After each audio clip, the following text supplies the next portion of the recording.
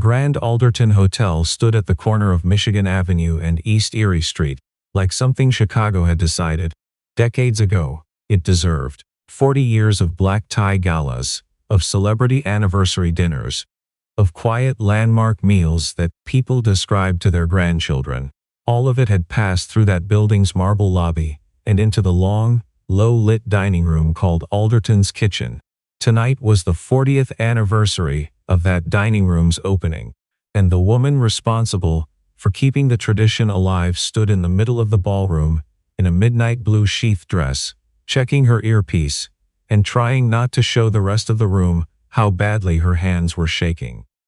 Claudia Mercer, 38, had been the hotel's director of operations for 3 years. She was precise, well-read, and genuinely talented at the administrative machinery of running a historic property.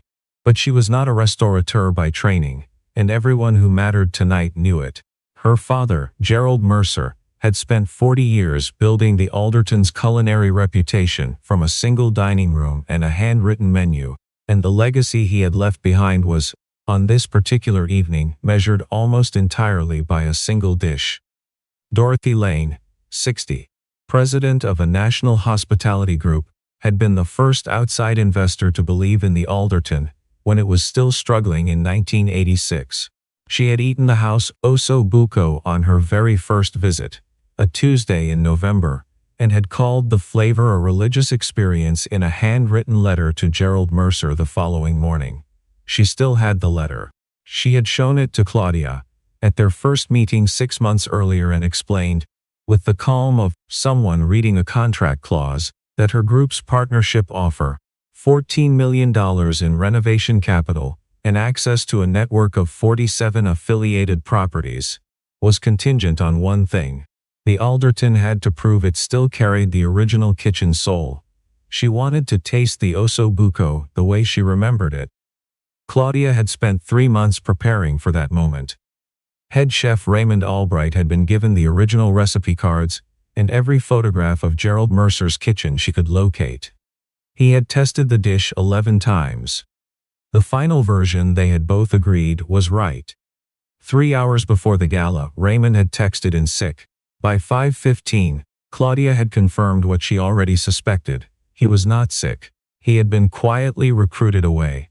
An offer arranged with remarkable timing by Burton Graves, the hotel's 50-year-old deputy director, who had spent 18 months building a quiet case for Claudia's removal, and had now found a cleaner route than argument.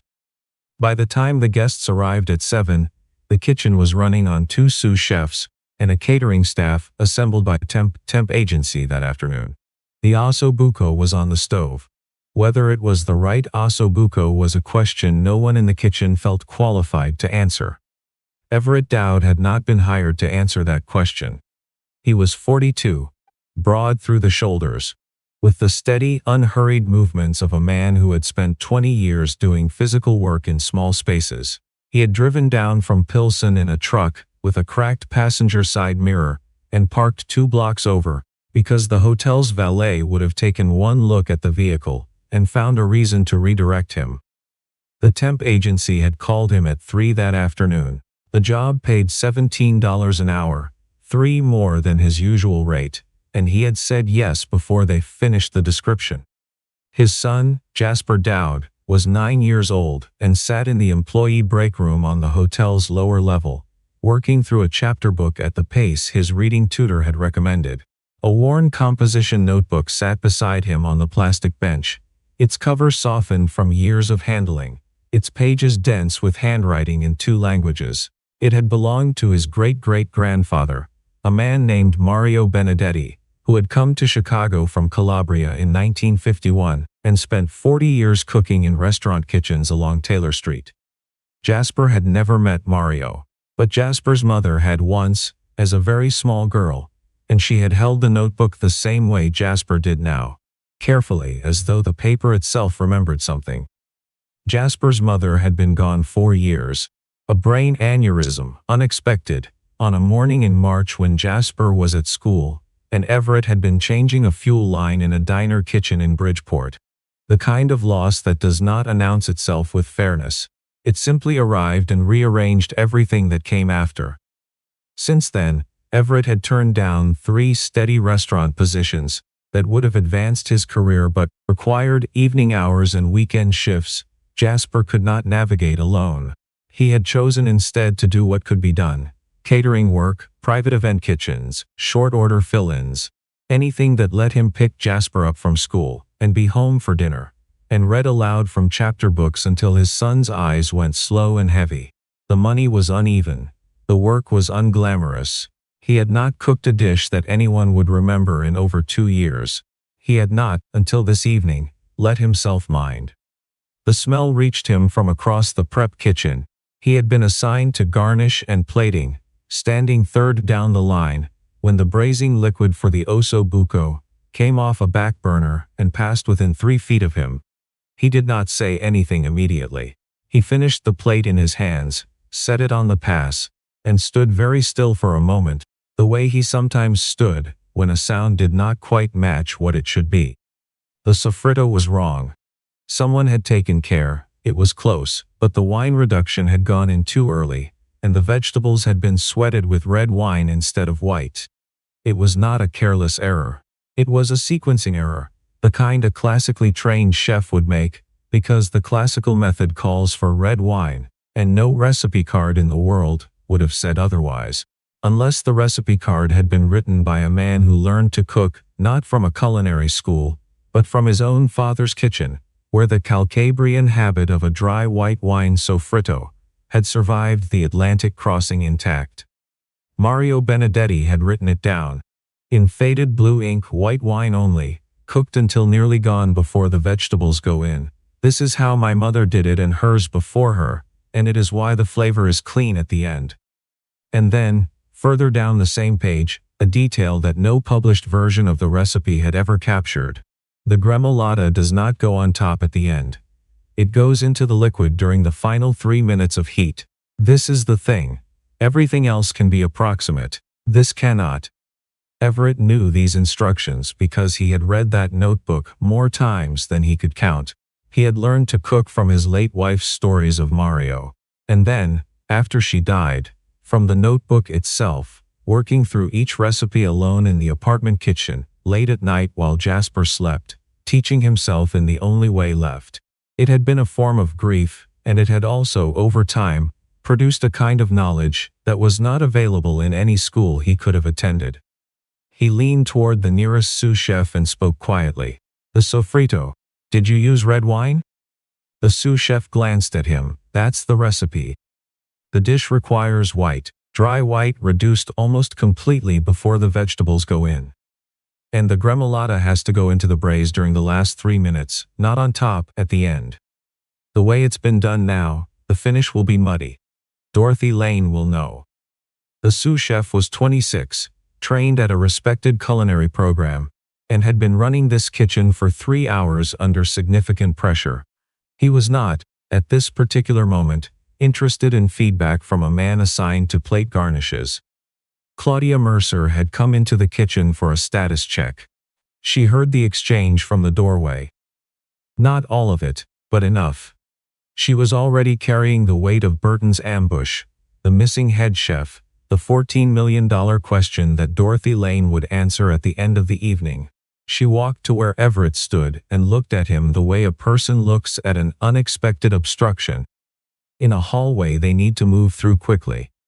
"You have a concern about the dish. The sofrito method is off," he said. "And the gremolata is being used as a garnish. It shouldn't be.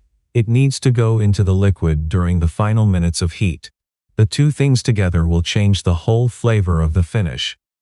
Burton Graves had followed Claudia into the kitchen. He was a tall, silver-haired man, with the practiced composure of someone who had spent decades making his ambitions look like institutional concern.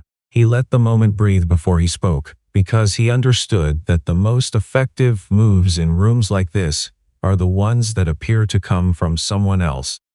"I'm sorry," Claudia said. Her voice had an edge that pressure was no longer containing. "You were hired by the agency this afternoon to plate dishes." "I was," Everett said. A young woman near the back of the kitchen laughed, quickly covered. Someone near the pass made a comment just loud enough to carry. Let the temp fix the osso buco. Another laugh. The laughter spread in the way. Laughter spreads in rooms that have been waiting for permission. Claudia felt the room watching her. She felt Dorothy Lane somewhere out in the ballroom. 40 years of expectations sitting at a white-clothed table. She felt Burton at her shoulder, patient as weather.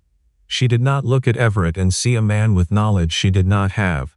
She looked at him and saw one more thing she could not control on a night that had already taken too much from her. "If you think you can cook it better," she said, and her voice was not warm, "then prove it. Cook it right, and I will stand in that ballroom and apologize to you in front of every person in this building." The kitchen went into the kind of quiet that follows a sentence no one can take back. Not the quiet of attention. The quiet of second-hand embarrassment. Everett did not answer. He looked at Claudia for a long moment. Then he looked at the floor. And whatever he was deciding, he decided it silently and in the direction of the exit, because he began moving toward the kitchen door. The service corridor door was propped open. Jasper was standing in it. He had heard footsteps and stepped aside, and had stayed because the voices inside the kitchen were loud enough to follow. He was 9 years old, with his mother's dark eyes and his father's stillness, and he had heard the laughter. He understood what it meant. He had been in enough rooms with his father to recognize that sound. The sound of a room deciding a person did not count. His grip on the composition notebook tightened until his knuckles went pale. Everett reached the doorway and saw his son's face. Jasper did not look away.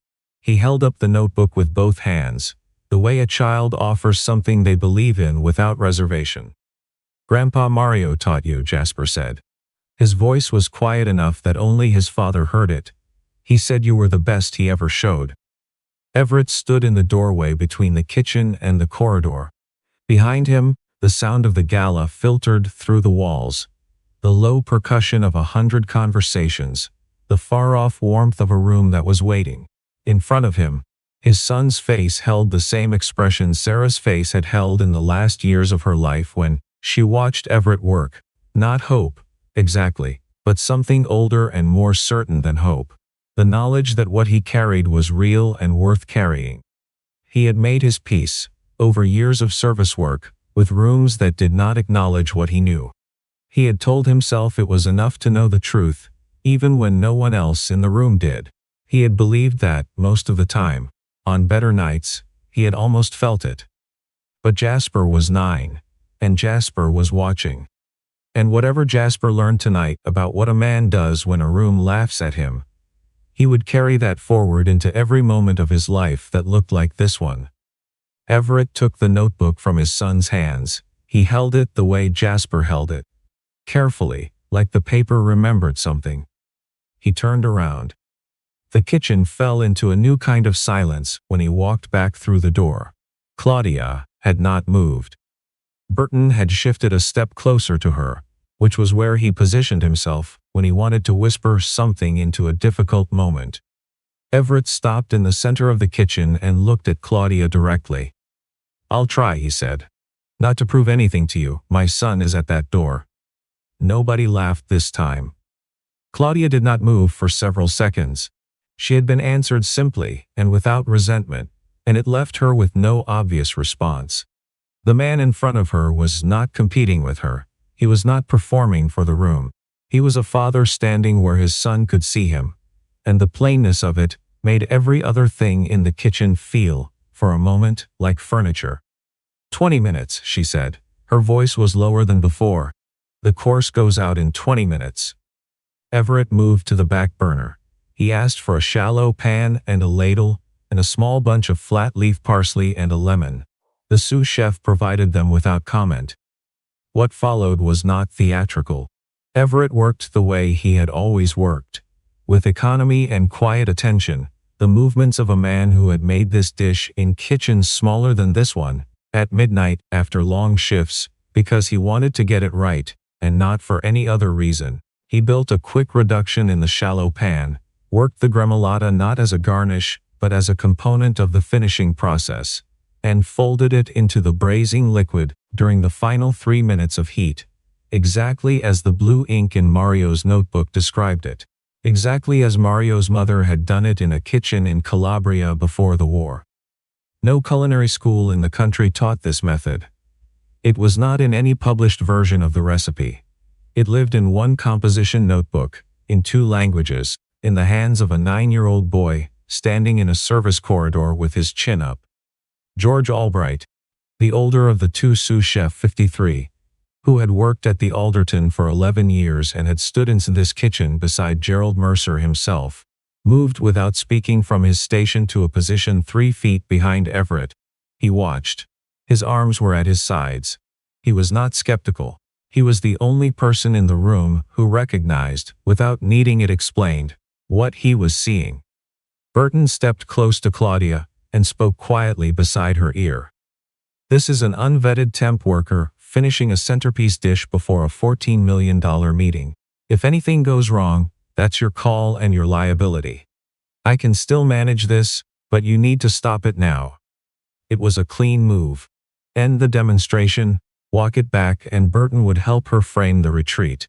Or continue, and if it failed, she would fail alone and he would be on record as having advised against it. Claudia looked at the dish.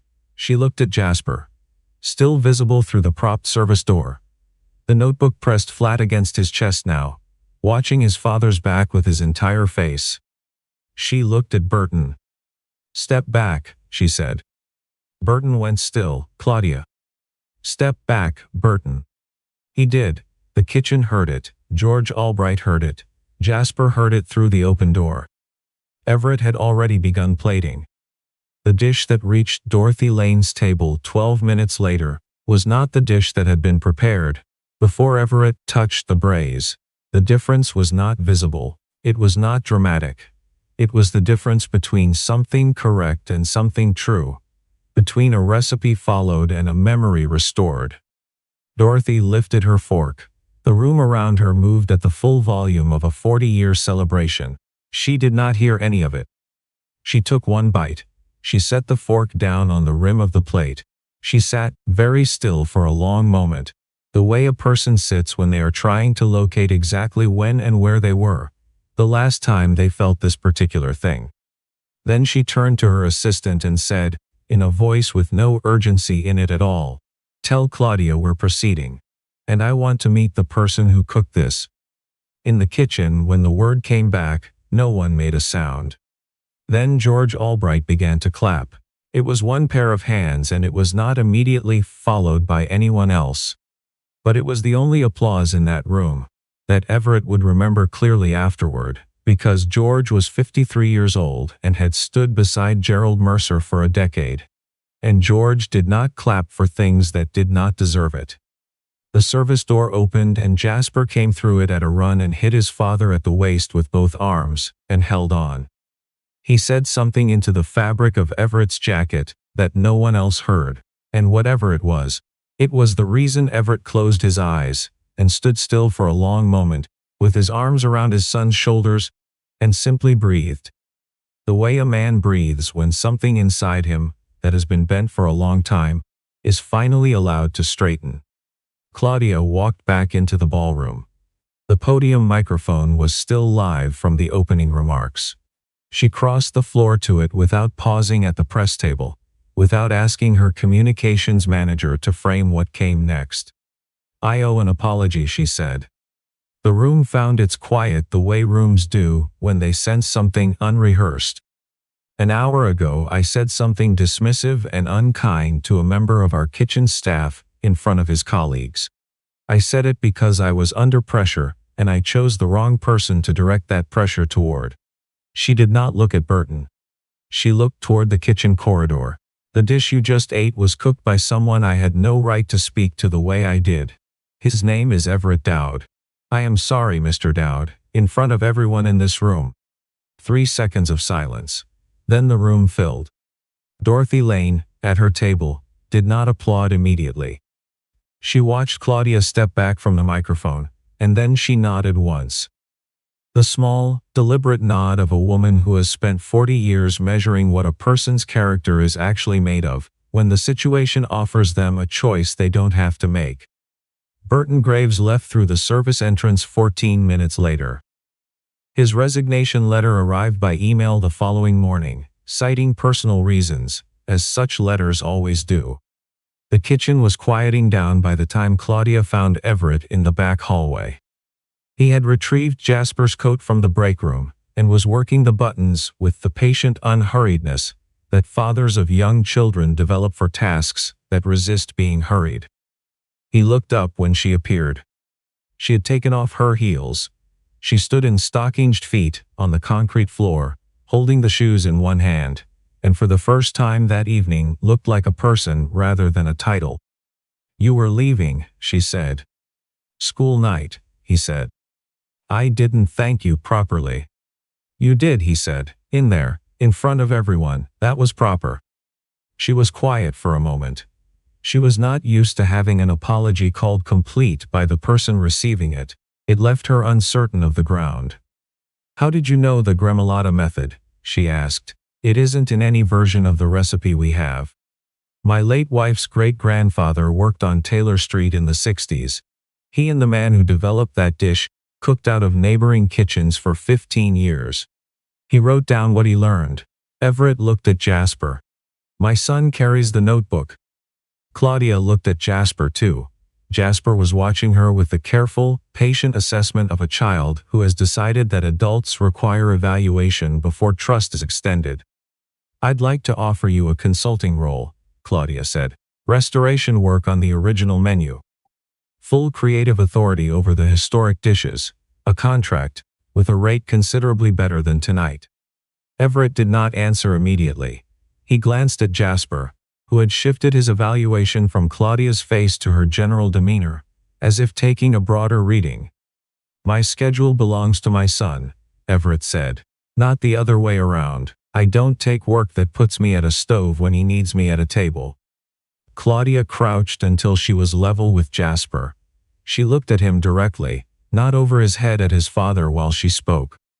"If your dad works with us," she said, "the hours will fit around your school day. We build it that way from the start. Nothing gets put on the calendar before we check with you." Jasper considered this with visible seriousness. He studied her face the way he studied chapter books, looking for the part that told him what the story was actually about. "You said you'd apologize in front of everyone," he said. "I did," Claudia said. "I did that." "The whole thing?" he asked. "Because sometimes grown-ups say sorry, but they only mean the part that's easy to say sorry for." The corridor went quiet. Everett's expression, which had been carefully neutral throughout the entire exchange, shifted by the smallest possible degree. The almost smile of a father who has raised a child to ask the exact right question and is not entirely prepared for when they ask it. "The whole thing," Claudia said. She held Jasper's gaze, "no exceptions." Jasper reached into the pocket of his coat and produced a small laminated card, a library borrowing card, dog-eared at one corner from being carried everywhere. He held it out. Claudia took it.